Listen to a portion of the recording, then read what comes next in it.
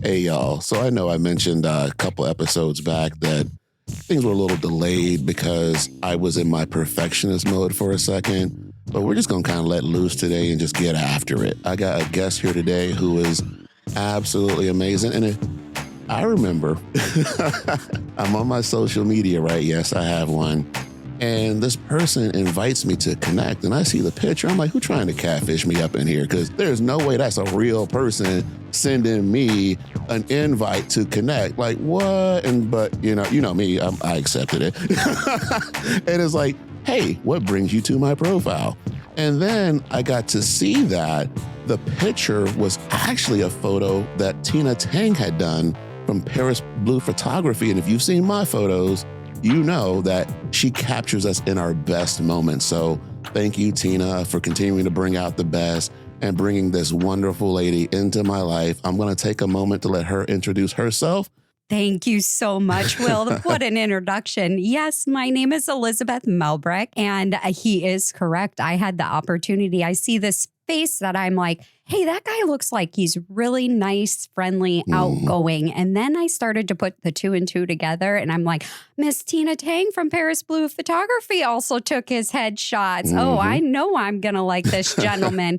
And so I took a chance and reached out to him because I love connecting with new faces that inspire me. And lo and behold, now I'm here on this podcast with you. Thank you so much for this opportunity, Will. Like, this is a dream come true. This is my first podcast appearance ever. And this is such an honor to be able to not only be in the same room with you, but also Trent, the producer, and then being able to share just a little bit of my background and what brought me to the state of Washington, because I'm technically at home-ish in the state of Washington. So we'll talk about that a little bit here. But thank you so much, Will. I'm really hoping that all of your listeners are able to take away something positive and inspiring and some action into their own lives and find some happiness and joy from this podcast today. Oh, thank you so much. And I'm so honored to have you here. To add to this, I never thought I'd be sitting in the room with someone wearing this sash that you're wearing. Is that the proper term for it? A sash? Is, yes. Okay. Can you just tell us a little bit about that? Because we don't have video, so y'all can't see this. But here's what I'm dealing with right now. So yes, about 25 years ago, I ran for Teen South Dakota in pageantry, and it was such a fun experience. And the main thing was connecting with optimistic women that are empowering. And when you surround yourself with other empowering women, you'll end up leveling yourself up as well. And so 25 years later, at the age of 39, I'm saying to myself, I'm too old. I cannot do a pageant, until a friend said, you need to put that fear aside and come back out 25 years later. And so I decided the United States of America's program, USOA is the acronym, is exactly what represents who I am, which our motto is empower, inspire, and uplift. And so I thought, let's take a chance. I decided to run for Ms. Washington, and I am the newly crowned 2025 United States of America's Ms. Washington. So yes, I'm sitting here with a crown and a sash. Yes, let's pause for the applause, please. Because, absolutely awesome. So again, you can imagine my amazement when I get this friend request. And of course, just like most people, I feel you get a friend request. I'm going to click on the profile. I'm going to scan through some pictures. And I'm like, she's wearing a crown and a sash. And you mentioned empowerment. We're going to talk a little bit more about that with the pageant that you mentioned. But empowerment, you're also like a fitness, like bodybuilder type person here. So can you talk about that too? Yes. Oh my gosh. Well, as of 6 years ago, empowerment wasn't actually part of, what I would say reflected who I was. I was a person that didn't have a healthy lifestyle when it came to nutrition, didn't have any physical activity in my life. And I knew that there was an element missing of this health that I wanted that supported my sobriety journey as well, which we'll get into it a little bit. Sure. So it was a huge leap of faith that I decided, you know what, I'm going to hire a coach that can teach me how to eat properly for my desired results. hire a coach that can create my workouts for me for my desired results. And before I knew it, a few years into it, and this is heavy during COVID, COVID had shut down the state. And so our shows, our competitions were canceled for an extra 2 years during the COVID time. So I stayed in training, and God knew what he was doing. He kept me in that regimen to provide that structure for me. And I find the silver lining in this scenario that, these competitions were getting canceled, but it was just God saying, you need to be in this longer to really adapt to this lifestyle and make it your lifestyle for the rest of your life, not just temporary. And so I decided to compete in my first ever natural bodybuilding competition, and natural meaning no supplements or anything, muscle enhancements. It's all natural. And by the grace of God, within a year of my first competition, I won my pro card in bikini, which is just wild because some people it could take 5, 10 years or never being able to achieve that. And I'm so blessed. And so what I did is I thought, you know what? I have adapted to this lifestyle and I love it so much that I need to share this with the rest of the world. I couldn't keep it. It would be selfish of me to keep it to myself. And so for a couple of years, I was helping every person that walked in my peripheral. If you had questions, I was going to answer them. I was going to give you the encouragement to get the process started and find a healthier self. And it wasn't until finally one day I went, I think God is actually nudging me to make this a career.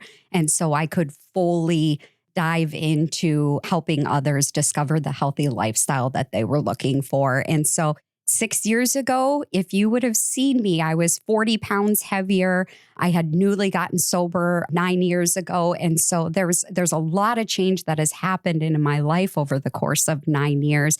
The bodybuilding was just one element that solidified that I was going in the right direction of who God intended me to be. And that was something that I was looking for at that time. So I found a new family of support through the bodybuilding community.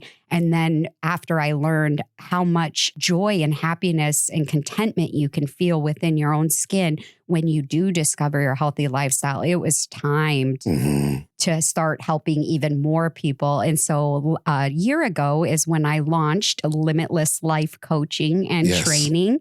And specifically, what I really knew I needed to do is I wanted to be a virtual coach. There are millions of people out there in this world that need what I offer. And a lot of times personal trainers and nutrition coaches are getting stuck inside a gym.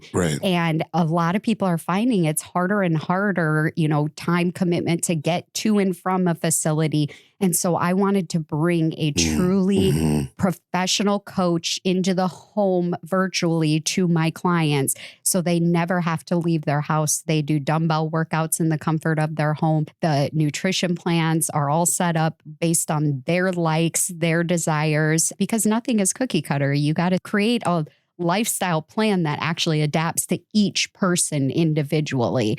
And so I know that this seems really crazy, like, wow, 6 years ago, this girl didn't even know how to eat or work out, and she was hiring somebody, and now she's helping people.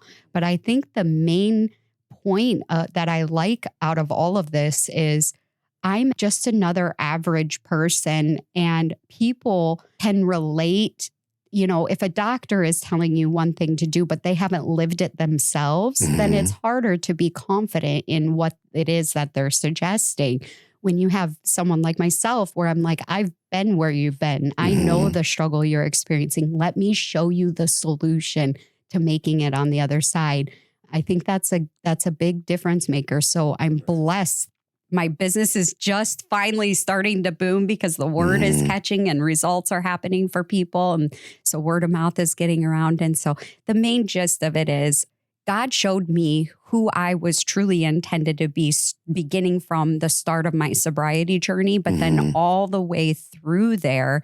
He's also showed me that it's not just about getting sober, but actually living a happy, healthy life. And I knew I needed to do more work than just quitting drinking to achieve that. Yeah.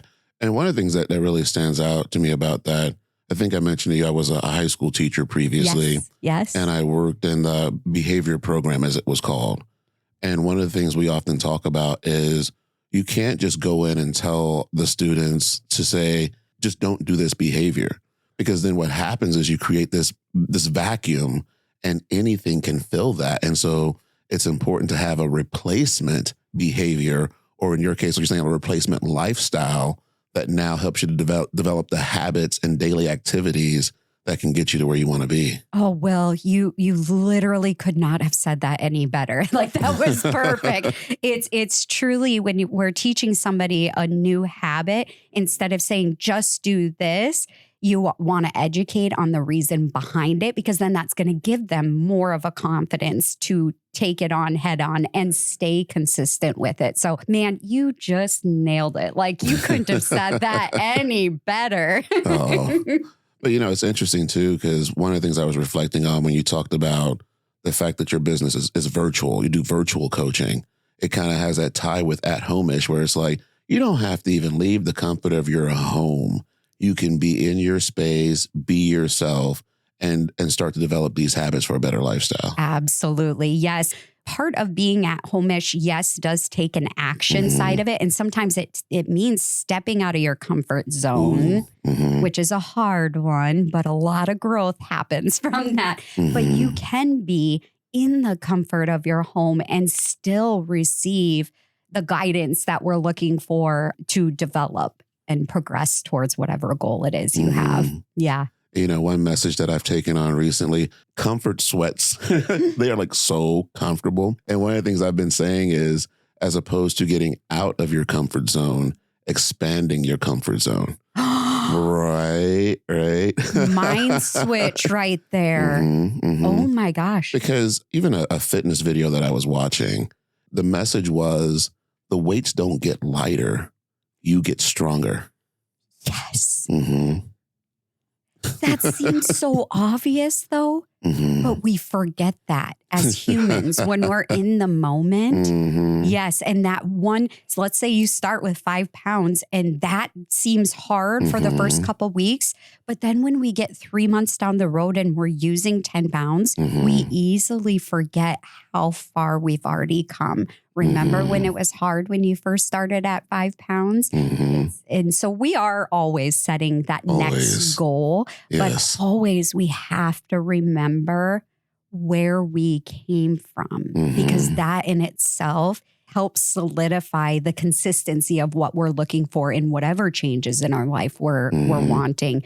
You can get lost in the moment and go, oh, this 10 pounds is hard and I can't finish 8 reps like my coach says. But guess what? You've done way more reps and way more weight than you were doing a month ago when you weren't doing it at all, right? Yeah, for sure. We're going to jump for a moment, but we're going to come back. Don't worry. But this is the same conversation I tend to have with people around the work that I do. And so, as I mentioned before, I'm the Chief Diversity, Equity, and Inclusion Officer for Snohomish County, whole county. That's right. But oftentimes people are like, oh my God, that job must be so big. I can't understand how you could even wrap your head around it. And it's like, well, I started off as a special education teacher, or actually as a paraeducator. So I'm working one-on-one with a student to identify that student's individual needs, helping that individual to feel seen, heard, valued, safe, secure, and then develop behaviors and habits to help him to be successful. And then from there, I went to a classroom. Then from there, it was a department. Then from there, it was a district. And now from there, it's a county. And so when we talk about the work around equity and inclusion, creating spaces where people feel like they belong, heck no, we don't have all the answers right now. But can you start with the person sitting across from you? Can you start with the person that you see walking down the street that you may have never had a conversation with? That's your 5 pound weight right there. Yes. That person over there that you've not talked with before. Absolutely. That is a great point. Is we always want to like set this big goal or what we're going to be doing in the end, but there are baby steps that we can take along the way. And I really appreciate you saying that when you say you worked individual one-on-one and built around their lives. That is a big part of who I am as a person, because every individual that comes to me is significantly different from the individual I spoke to a half an hour ago, especially when it comes to my coaching side. And every person's lifestyle is different. And I'm talking from, whether you're married or not married, have kids, have a job, don't have a job. And so there is no cookie cutter way of approaching how to build a healthy lifestyle until you sit down with that person and discover what their life looks like, because their life is completely different than myself or you when you're having those conversations. So we need to get into the vision of what it is that they themselves are seeing and experiencing for us to truly be able to connect with them and help. Right. How do you think it would play out if you just had the same plan for every person that came to you? There would be a lot of failure. Unfortunately, there would be a lot of failures. And also, unfortunately, that is kind of common out there because there's an ease to it. There's a comfort of like, I know this program works with X, Y, and Z, so I'm going to make everybody do it. But at the end of the day, when I'm bringing on a client, the number one thing I do with my clients during a consult actually is I have them give me a vision of what their last 2 months have looked like. Because their actions or lack of actions in the last 2 months immediately tell me what are going to be the obstacles that they're going to be facing in the future and how best to generate their nutrition plan and physical activity plan so it's not unmanageable for them. There's a manageability part of it. And so I truly love meeting potential clients exactly where they're at and giving them a comfort right out of the gate, because most people that are coming to me are frustrated and full of fear that it's not going to work for them, or frustrated because they've had so many failed attempts in the past. Well, the first comment I make is it's about adapting to the lifestyle that you have and not some cookie cutter plan to put into place. Yeah.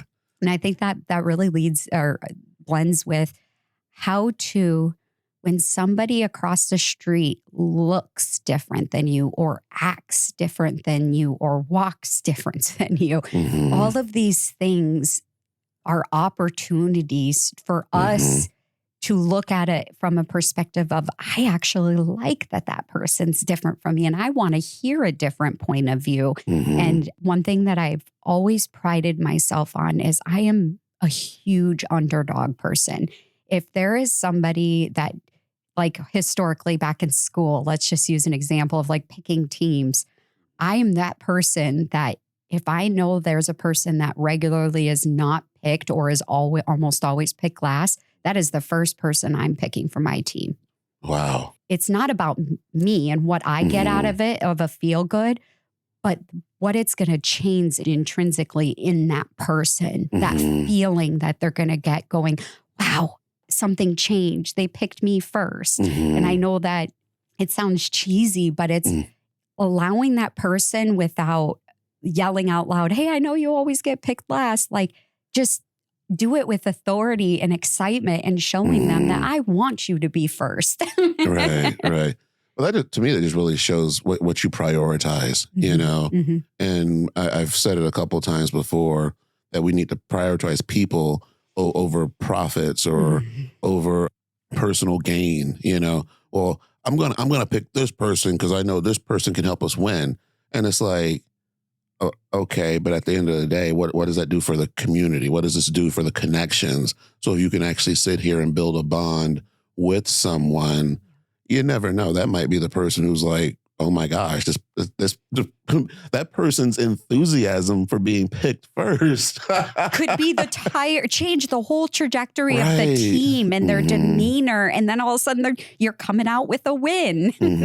Oh, I think that's something even that Pete Carroll did with the Seahawks a couple years back. Yeah. Oh. And I know you're a Green Bay fan. I am a Green Bay fan. I remember that. But I remember some of the conversations were around, it wasn't all these number one draft picks or first round picks that, you know, would cost millions and millions of dollars. Russell Wilson, when he was here, he was a third round pick, and he was going to be the third string quarterback initially. but he worked his butt off being picked and helped the Seahawks get to where they were for a couple of years there. Yes. Yeah. And actually, that's a valid point because one thing I've said before, and I'll keep saying it, is the people that I find as leaders to me are typically the people that don't speak first, the people that aren't the most boisterous, because when people speak less often, but speak with authority and a good sense of what they're saying, that will resonate with a team more than somebody who's always chatty Cathy. So I always say like captains of teams, those are your quality captains are the people that tend to be a little bit quieter because then when they do speak, people are listening. They know that that person has something of quality that is going to be shared. Yeah. I appreciate you saying that, especially with our current social environment, because in my current role, there's a lot of people that are like, well, hey, you know, the national conversation is about banning DEI, and because that's what they're banning. And when I talk with people about it, I like say the full words: diversity, equity, and inclusion, and talk about what they mean. And, you know, people have been like, are you going to make some kind of a statement? What are you going to come out and do? And I'm like, I'm going to keep doing the work that I do. Like, do I need to make some counter statement or get in an argument or debate about how we simply show up for people? And so there's just been a lot of chatter. You know, I see all these different researchers or practitioners and consultants, and people are saying this and posting that, and here's these videos. And I'm like, I'm going to work. Boom, boom. And I think that is the right approach, the way I'll just go to work. Just go to work. Yeah, what you're saying validates what we were just talking about is you're not out there screaming at the top of your lungs. And also there's some things that are out of our control and sometimes not speaking is the right thing, but then sometimes speaking is the right thing. So I love that you're like, you know what? I'm going to continue to focus on the good work and life-changing work that I do and not get distracted by the chaos and the talking that's happening. I think this is why you're amazing. Oh, yeah. Well, thank you. But there, one of the books that I referenced in last season, The 4 Pivots, it talks about moving from hustle to flow. Right. Because I love that. Just constantly reacting to something. Yes. It doesn't allow you to be who you are, stay centered, grounded, and move things forward. And then there was another one. It was moving from problem focus to solution creating. Absolutely. Because if we're constantly focused on the things that are wrong and the challenges, we're going to be mired in that little thing. Yes. Just trying to react or respond to it, as opposed to let's pause for a second and identify what is it that I actually want to see as a result of my efforts. Well, I love that.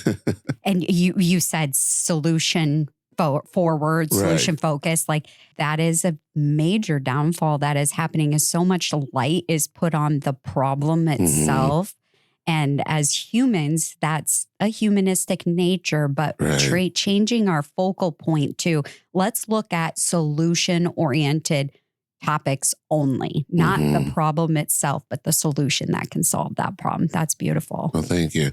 That takes me back to what you were saying earlier, that people had a lot of questions for you in regards to a healthier lifestyle. What were some of the questions that you would get? Ooh, well... You know, that's funny you ask because this is going to probably be a segue into my sobriety journey, but the number one question that I get from potential clients before signing is, do you require your clients to be sober? Oh. And that is actually like, I'm glad that's commonly happening because one, I don't want anybody to have this misleading thought that you have to be completely free of alcohol to have a healthy change in your lifestyle. That's just not true. Secondly, regardless if I'm sober, when the clients are coming to me, again, I look at their lifestyle because if I'm going to ask them to not drink for 3 months And they're going to do it because they want to appease me as the coach and get healthier, but they intend on picking up a drink and choosing to drink afterwards, then it's a moot point. And I actually want people to come authentically to me and say, I enjoy a glass of wine once or twice a week. And I go, okay, then we're going to figure that out and build that into your nutrition plan. Because it's not about saying, no, you need to quit drinking or else you won't get to have access to this healthy lifestyle. But I do think it's a great opportunity, which has happened with a couple of my clients where they found themselves desiring to not drink during their journey with me. And then they loved it so much from how good they felt that they actually have continued and choose to not drink. And in fact, one of them is an incredible business owner here in Snohomish County. Long story short, it was just a quick little conversation, nothing to do about, he's my client now, but nothing to do about offering workouts or anything. But 4 years ago, I just, had a nudge in my heart that said, just share with this person your personal experience with your sobriety, because I noticed that person was drinking often. And so then I shared it, and lo and behold, that person took what I said and internalized it and made the decision for themselves that they wanted a healthier life for themselves. And now this person's been sober for 4 years. I mean, that's just mind blowing to me, but it wasn't coming from a place of you need to quit drinking or else you're not going to be healthy or happier. It's just authentically sharing my experience, which then most likely it related in his thoughts about the experiences he was recently going through. So then he decided to try it for himself. You don't have to hit rock bottom to make a change in your life to get healthier. And that's the biggest thing that I can say. From my sobriety journey, from my actual health journey through nutrition and working out, is we as humans wait until we're in pain or discomfort that's unbearable before we take action to make changes.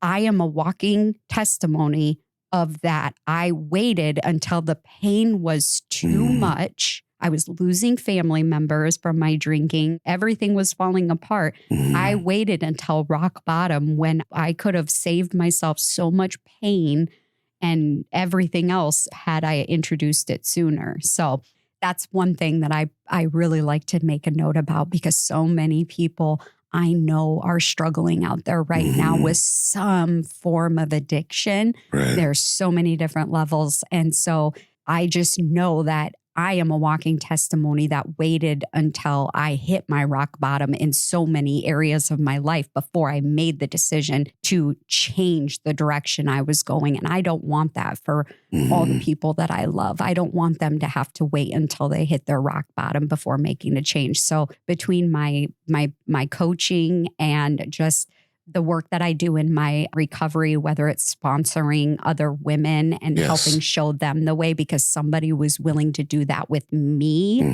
when I got newly sober 9 years ago. Yeah, that's just so important. And it was interesting. One thing that I pulled out of that, because we're going to go back to the journey, but when we talk about that problem fixing mentality that some people have, and sometimes when they go to fix the problem, they do it without a coach. And so they're doing it on their own, trying to address this one thing, and they're reaching for what's available to them, which may be substances, drugs, alcohol, behavior, any of these types of things, as opposed to when we talk about that solution creating, looking at the bigger picture of what is it that I actually want that can really change. And it's powerful to have someone to be a sponsor, mentor, or coach that can walk people through those conversations, to be that example.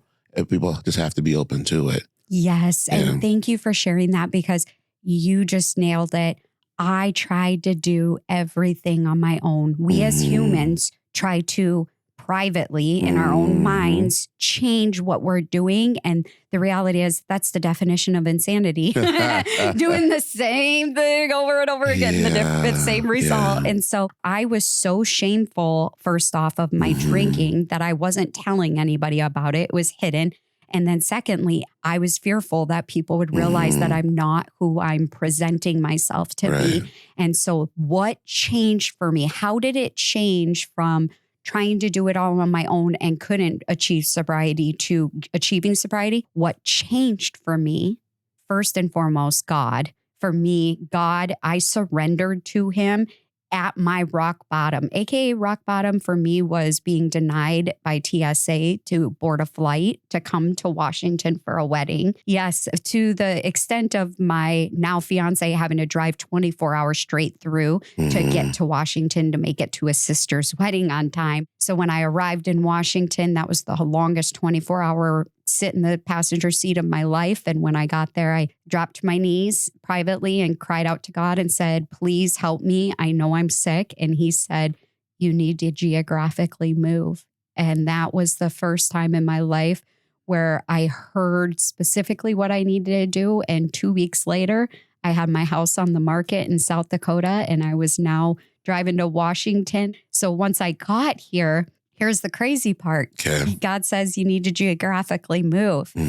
What, again, is still happening is I'm not asking for help outside of God. Of course not. I wasn't because I was like, oh, but I'm doing what God told me to do. So he's going to give me sobriety.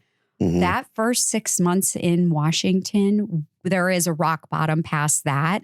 But that was proof in the pudding that I still could not do it on my own. And when I was given an ultimatum at the time by my fiance of you need to go to treatment or you need to go to AA, because I was still deep in my addiction, I chose the easier, softer route. Remember, comfortable. If we're comfortable, that's what we're seeking. So I thought, oh, I don't want to go get locked up for 30 days in a treatment center. I'm going to choose the easier way, which is Alcoholics Anonymous. And this is where everything changed for me. Alcoholics Anonymous is just a room full of other people just like me that are either in the midst of their struggle of their addiction with alcohol, or they've recovered and they keep coming back because that's what's asked of us in AA.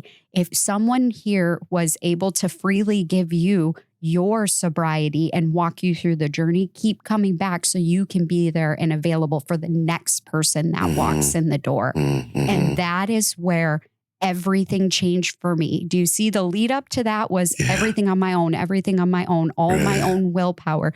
But as soon as I was given an ultimatum, chose the easier, softer route and walked into a room of AA, by the grace of God, that day that I walked into that room was March 14th of 2016. I did not go there with the intent of quitting drinking. Just full disclosure, I still didn't have the desire to quit drinking. I was doing it to appease somebody I cared about. I didn't know that that day was going to change the entire trajectory of my life. When I walked into that room, I heard people that I could relate to. I heard my story in their stories, but they always had the positive side of it, which is there is a solution. And that solution is if you step outside of yourself and first surrender, but then step outside of yourself and help others, that will help solidify your sobriety journey. And it is so truthful. The more women I sponsor, the more my sobriety gets like solidified. Does that make sense? Yes. I don't think I would still be sober to this day if it wasn't for still helping and showing other women what it means to walk the walk. That's the whole point of the program, is being the person that's going to be there when somebody comes in with the struggle and then showing them how to walk through it. And that's the perfect point of doctors are amazing and they're so full of knowledge, but opening that occurs that we feel comfortable as humans to walk through, if we could walk alongside somebody else who has had the same experience as you. And that's why Alcoholics Anonymous has been around for how many decades and saved millions and millions of people's lives, because it's about just keep coming back so you can share with the next person, because somebody was willing to be here to share it with you and walk with you. Well, that is a powerful testimony. And it's one of the taglines for the podcast is, don't be ashamed of your story. Yes. It will inspire others. Yep. I feel inspired, and I hope our listeners will be too. Thank you. And actually, that's my tagline on my, or it was my main tagline on my Facebook page. I just recently changed it, but it was, don't be ashamed of your story. Your story can save another life. And that's why I recover out loud. As much as I don't like the words, I'm an alcoholic coming out of my mouth, the reason why I say it is because it's going to bring down a defense mechanism in somebody else who's actively walking in their addiction, because I'm saying it out loud and like making it easier for them to accept in their mind. Yes. Does that make sense? It does. If we don't think we're planting seeds, we are totally planting seeds. Every day. Every day. My little brother, 1 year younger, he's also 1 year sober less than me. He asked me before he got sober, because he refuses to go to meetings. And he said, why do they say in those meetings, hi, my name's Elizabeth, I'm an alcoholic. I would never want to say that, especially if I've been sober. Why admit it?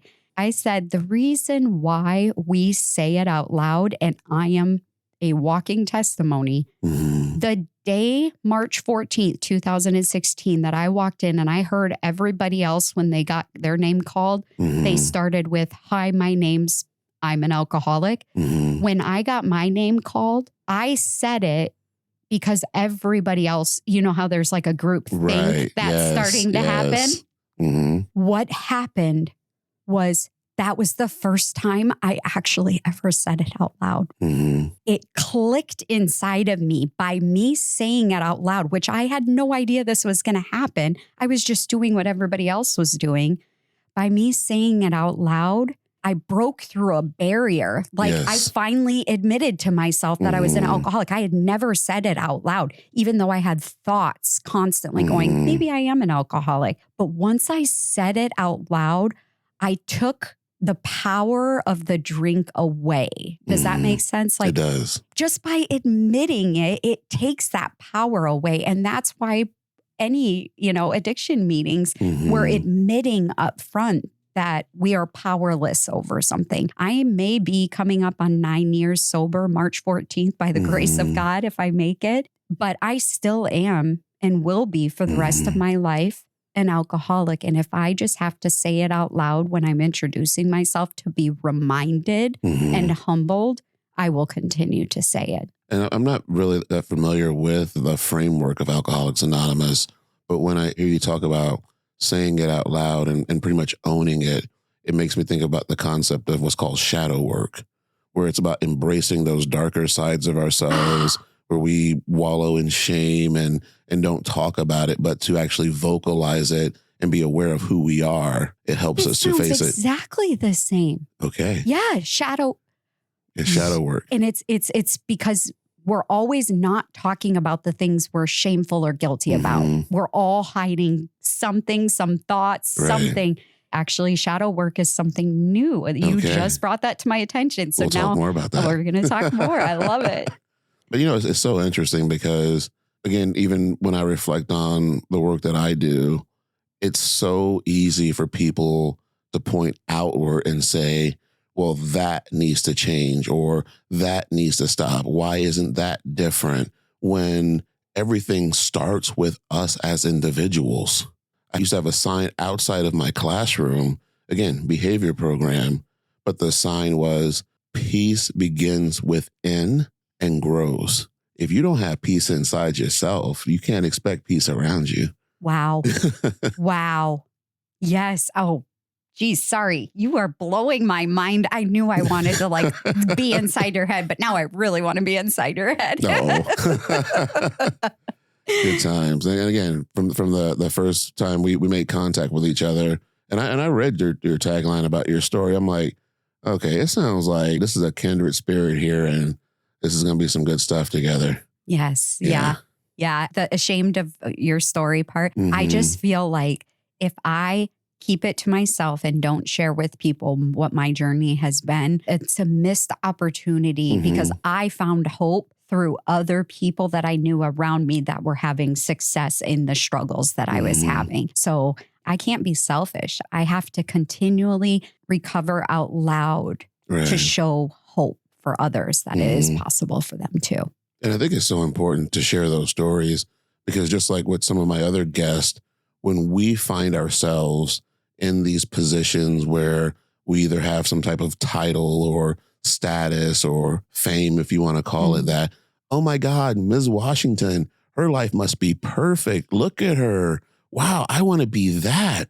And it's like, oh yeah, be that. But can you understand what the journey was to get here? Absolutely. You know? And I appreciate you saying that too, because I was a little fearful about stepping back into pageantry and putting in the spotlight the fact that I am an addict. You know, does that make sense? So a lot of people, they look at my life and they think if they don't know my past, they just think it's perfect and blah, blah. But it's a lot of work to get to the point where I am now. I had to really think about the fact because, of course, in pageantry, each of us have a platform we represent. Yes. And my platform is wellness supports recovery. And wellness to me, yes, I am a health coach, so I'm all about the nutrition and working out, but wellness is so much more than that. And one of those things is, for instance, when I first moved from South Dakota, I was newly sober, but also in a completely different environment, a state, everything. And I didn't really feel a sense of belonging, not because it's the state's problem or the people that lived here. It was... I was fearful of going out and meeting new people. And the biggest change for me when it came to a sense of feeling like I was belonging wasn't until, this is ironic because it was shortly after that I decided to step into pageantry and compete. I really wanted to belong and get involved more in the community. And I didn't know what that would look like until I was talking to a friend and they had said, oh, what about Seroptimus? Yes. Yes. And I was like, well, I've heard Seroptimus before. And I quick looked it up. And Seroptimus is a nonprofit organization. There's more than one in Snohomish County, but it's worldwide. It's in every country. And it's women that come together and they help empower other girls and women to get their education. And I thought, gosh, I would love to be in something, again, something bigger than myself. And this group specifically is not a networking group. We don't talk about our businesses. Our purpose of being there is to always help others. And I joined that group about 1.5 years ago, Seroptimus of Marysville. And my life has changed tenfold. And I can easily say without a doubt, what made me feel connected to the city of Marysville and then fully connected to the state of Washington was once I stepped out of my own way and stepped into a group that was about helping my community. And then I was surrounded by other like-minded women, and then everything just kind of kept growing. So my confidence that I feel like I have now was not in my system 2 years ago. It wasn't until I joined a group of other women that just care about helping other people that all of a sudden I was like, oh my gosh, I feel like I belong. And so if there was any encouragement that I can give to somebody, like you don't even have to have just newly moved to Washington, but I didn't feel like I belonged until I got in a community organization that helped others. And then that's when I started to realize I really, really like my community. I love the state of Washington. And then that's when I stepped into pageantry. One thing that really stands out to me in the work that I do, sometimes people talk about the concept of employee resource groups, caucus groups, or affinity groups. And those are basically groups where people of a similar type of identity come together.